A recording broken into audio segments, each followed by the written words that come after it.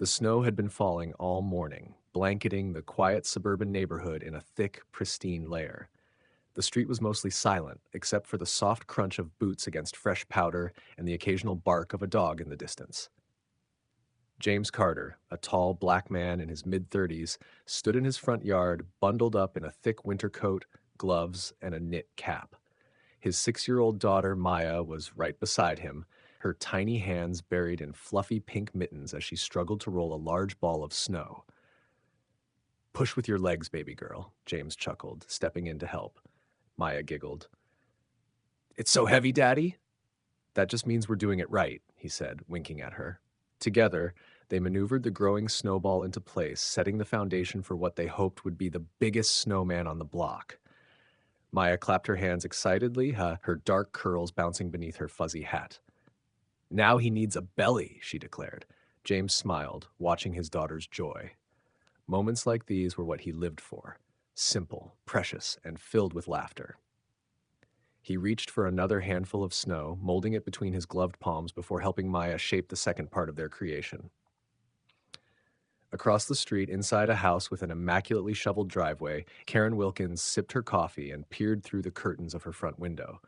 Her lips pressed into a thin line as she watched the man and his daughter. Something about the scene unsettled her, though she couldn't quite put her finger on why. They weren't causing any trouble. They weren't loud. And yet, a feeling of unease crawled up her spine. She set her coffee cup down on the windowsill and reached for her phone. The longer she watched, the more convinced she became that something wasn't right. This wasn't a neighborhood where strangers built snowmen. Everyone knew everyone, and she didn't recognize this man. "911, what's your emergency?" Karen lowered her voice as if someone might overhear. "Yes, I'd like to report a suspicious person outside." The dispatcher's tone remained calm. "Can you describe the person?" He's a tall black man," she said quickly, her eyes flicking back to James, who was now lifting Maya so she could place a scarf around the snowman's neck. "I don't know what he's doing out there, but it doesn't look right. He's been standing around for a while now." The dispatcher hesitated. "Ma'am, is he committing a crime?" Karen bristled at the question.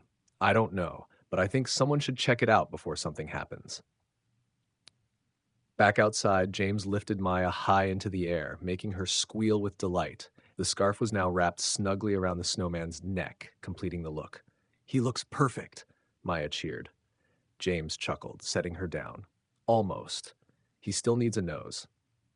He reached into his pocket for a carrot and handed it to Maya. She grinned and pressed it into place. Neither of them noticed the woman across the street lowering her phone with a self-satisfied nod. A police car was already on its way. James knelt beside Maya, adjusting the snowman's carrot nose so it was perfectly straight. Maya, bundled in her purple coat and snow pants, jumped up and down excitedly, sending flurries of snow flying around her. "He looks so cool, Daddy!" she squealed, clapping her mittened hands together. James chuckled, brushing some snow off his gloves. "Yeah, we did good, huh?" Maya nodded enthusiastically. "Can we give him a hat?" James reached into the bag he'd brought outside and pulled out an old black beanie. "Here, this'll keep him warm." He placed the hat on the snowman's head, stepping back with his daughter to admire their creation. It was moments like these that reminded James of his own childhood, snowball fights with his brothers, coming inside to warm up with hot chocolate, the pure magic of winter. He wanted Maya to have the same memories, ones she would carry with her forever. But just as he was about to suggest heading inside for some cocoa, he noticed something strange. A police car was rolling slowly down the street. James tensed, his smile fading just a little. The squad car inched closer, tires crunching over the icy pavement, before pulling up near the curb right in front of their house. Maya, oblivious to the sudden shift in her father's mood, gasped in excitement. "Daddy, look, a police car!" James swallowed, forcing himself to stay calm. There was no reason to panic. Maybe they were just patrolling the neighborhood. Maybe it had nothing to do with him. Then the officers stepped out. James recognized the look immediately. The stiff posture, the wary expression, the way the officer's hand hovered near his belt. He'd seen it before, too many times. "Afternoon," the officer said, his voice clipped professional. He was a middle-aged man, stocky, his uniform pristine. His name tag read Officer Reynolds. James took a slow breath, keeping his hands visible. Afternoon, officer. Something I can help you with? Maya, still bouncing with excitement, tugged at her dad's sleeve. Daddy. Daddy, is he here to see our snowman? James gave her a reassuring squeeze on the shoulder. Just give me a second, baby. The officer glanced at Maya before turning his attention back to James. We got a call about a suspicious person in the area, he said. James exhaled sharply through his nose. Of course. His jaw tightened. A suspicious person? In my own yard? The officer shifted uncomfortably, glancing at the snowman, then back at James. Sir, I just need to ask a few questions. Do you live here? James forced himself to keep his voice even. Yes, my name is James Carter. I own this house. My daughter and I were just building a snowman. The officer studied him for a moment as if weighing his words. Do you have ID on you? James let out a humorless chuckle, shaking his head. Seriously, I'm standing in front of my house building a snowman with my kid and you want my ID? Maya's excitement had faded, replaced with confusion. She looked up at her father, then at the officer. Daddy? James crouched to her level, brushing a curl from her forehead. It's okay, baby. Go inside for a second. But just for a second, he said gently. Maya hesitated before nodding, trudging toward the front porch. James stood back up, looking the officer in the eye. Look, I don't know who called you, but this is ridiculous. The officer sighed, rubbing the bridge of his nose. Sir, I just have to follow up. If everything checks out, I'll be on my way. James clenched his jaw but reached into his coat pocket, pulling out his wallet. He handed over his ID, watching as the officer examined it. Reynolds sighed, handing it back. All right, Mr. Carter. Sorry for the inconvenience, just doing my job. James gave him a long look. Yeah, I'm sure you are. As the officer turned to leave, James glanced across the street. That's when he saw her. Karen Wilkins was standing by her window, partially hidden behind the curtain, watching. James felt a surge of anger rise in his chest. He had lived in this neighborhood for almost 5 years. He'd mowed his lawn, waved to neighbors, even helped clear snow from driveways when people needed it. But somehow, to her, he was still suspicious. He took a deep breath, pushing the anger down. Not in front of Maya. Not today. As the police car pulled away, James walked up the porch steps where Maya was waiting. She looked up at him, her big brown eyes full of questions she didn't quite know how to ask. Daddy, she whispered, did we do something bad? James felt his heart break a little. He knelt down, pulling her into a hug. No, baby, we didn't do anything bad. Then why was the police here? James kissed the top of her head. Because sometimes people don't understand what they see. Maya frowned, but nodded. Okay. As James held his daughter close, he glanced back across the street. Karen was gone from the window. But James wasn't going to let this go. Not yet. James sat on the couch, staring out the window at the now empty street. His hands were clasped together, his fingers tapping against his knuckles in slow, steady beats. The encounter with the police still weighed heavily on him, leaving a bitter taste in his mouth. Across the room, Maya sat on the floor, quietly playing with her dolls. But something was different. Normally, she would hum to herself or make up little voices for her toys, lost in her own world. Now, she was silent. Every now and then, she would glance up at her father, her small brows furrowed in thought. James took a deep breath, forcing himself to push the anger aside. Maya didn't need to see him like this. He needed to be strong for her. You okay, sweetheart? He asked, his voice softer now. Maya looked up, hesitant. Daddy, why did that lady call the police on us? James felt his stomach tighten. He knew this question was coming. He had just hoped he'd have more time to figure out how to answer it. He sighed, running a hand over his face. Sometimes, baby, people see things they don't understand, and instead of asking questions, they assume the worst. Maya frowned. But we were just building a snowman. James nodded. I know. Maya was quiet for a moment before she said, Was it 'cause we're different? James's heart clenched. He didn't want her to lose the innocence of childhood, didn't want her to carry the weight of the world on her tiny shoulders. But she was smart. She saw things. He sighed. Some people, they don't like what's different. They think different is bad, even when it's not. Maya looked down at her doll, tracing her fingers over its curly hair. That's not fair. No, baby, it's not. James exhaled, pushing himself off the couch. He couldn't just sit here and stew in frustration. He needed to do something. Come on, he said, holding out his hand. Let's go back outside. Maya looked up, surprised. Really? James nodded.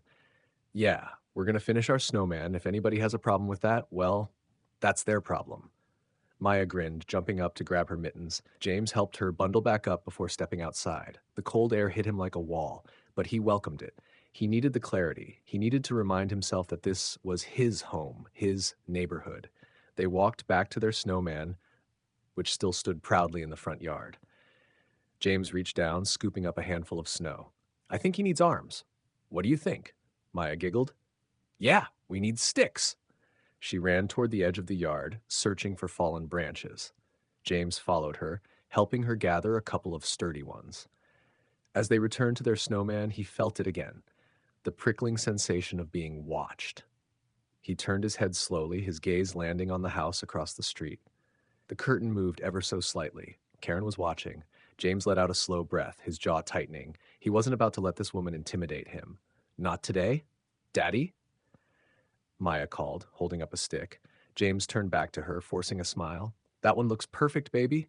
Together they planted the arms into the snowman's sides. Maya stepped back, admiring their work. He looks so happy, she said, beaming. James glanced at their snowman, and despite everything, he smiled. Yeah, he really does. Just then, a voice called out from down the street. Hey, James. James turned to see his neighbor, Mr. Lopez, walking over with his teenage son, David. Hey, how's it going?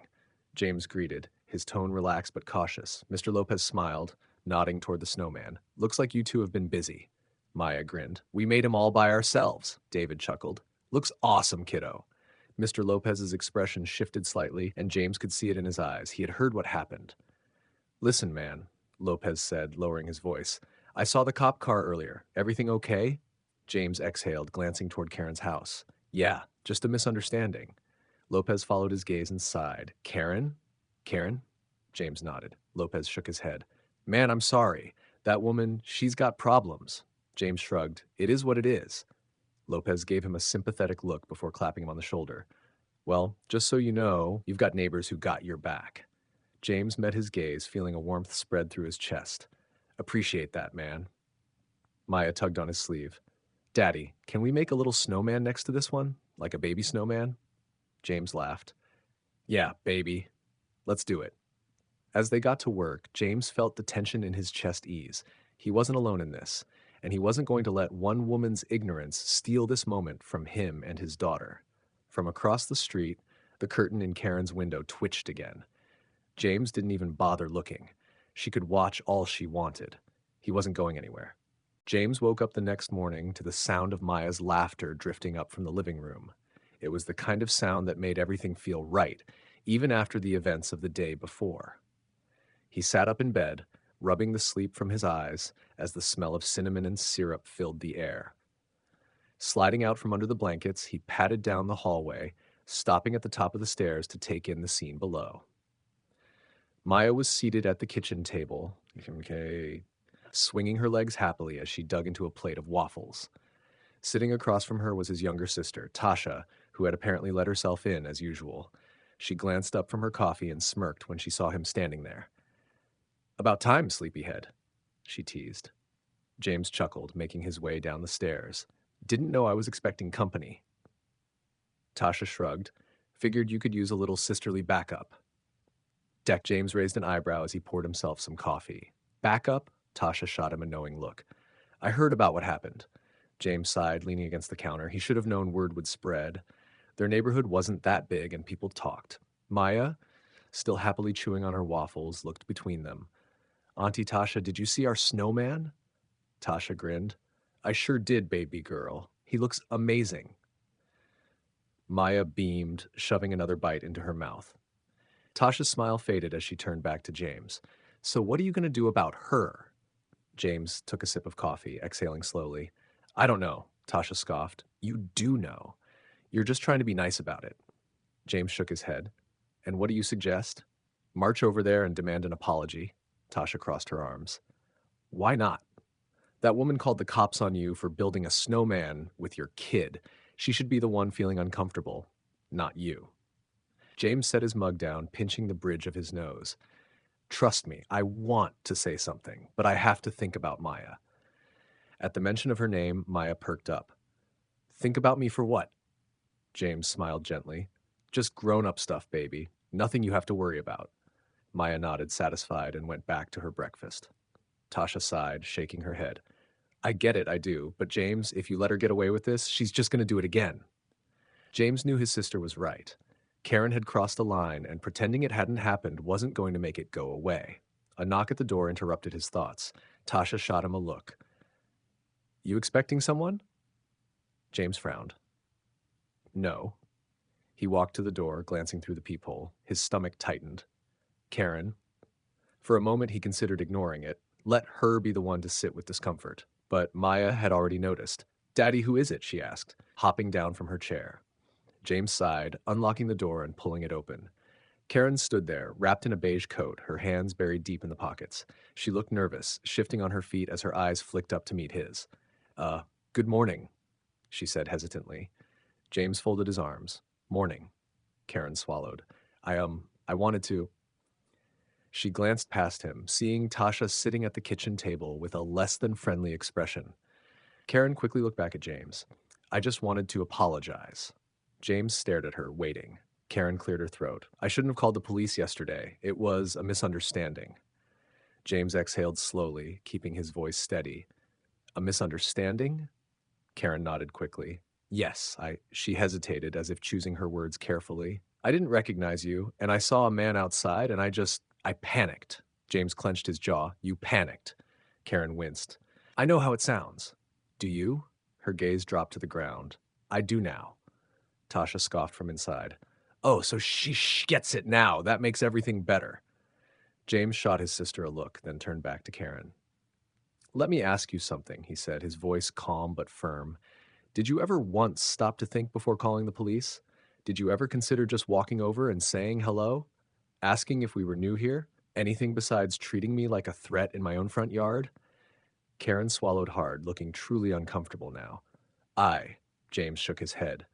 That's the problem. You didn't think. And because of that, I had to explain to my 6-year-old daughter why a police officer was questioning her father over a snowman. Karen's eyes flickered toward Maya, who was now standing beside Tasha, listening. Maya stared at her. Are you the lady who called the police? Karen hesitated before nodding. Maya tilted her head. But we weren't doing anything bad. Karen's face crumpled slightly, and for the first time, James saw real guilt there. I know, she whispered. And I'm sorry. Silence stretched between them. James sighed, rubbing the back of his neck. Look, I don't know what you expect from me. You can apologize, but that doesn't erase what happened. Karen nodded slowly. I understand. James studied her for a moment, then finally said, just do better. Karen nodded again, looking down at the ground before turning to leave. As the door shut behind her, Tasha shook her head.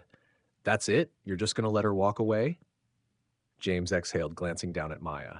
She's not the first person like that, Tash, and she won't be the last. Maya tugged at his sleeve. Are we still making another snowman today? James smiled down at her. Yeah, baby, we are. Because no matter what happened, he refused to let someone like Karen steal their joy. James stepped outside with Maya, the crisp winter air nipping at his skin. The previous day's events still lingered in his mind, but he refused to let them cloud the moment. Today wasn't about Karen, or the police, or the uneasy feeling that had settled in his chest since the encounter. Today was about Maya. She skipped ahead of him, her little boots crunching against the snow. Daddy, we should make a whole snow family, not just a baby snowman. There should be a mommy, a daddy, and a big sister too. James chuckled, shaking his head. A whole family, huh?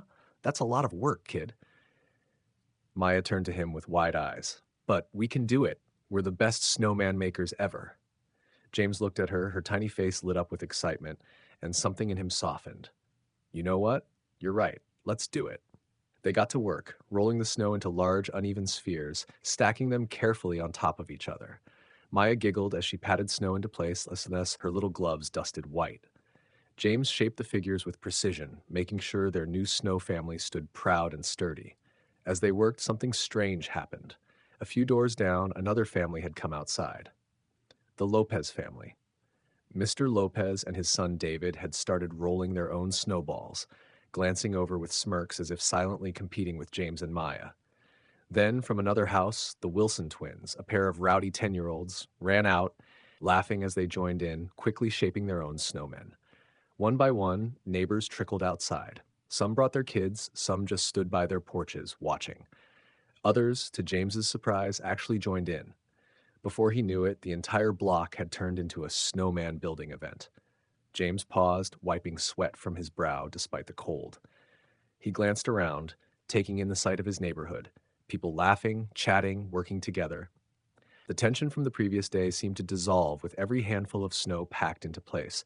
Even Tasha, who had stayed behind in the house earlier, eventually wandered outside, watching with an amused expression. "Look at you," she teased, nudging James. "Starting a movement." James smirked.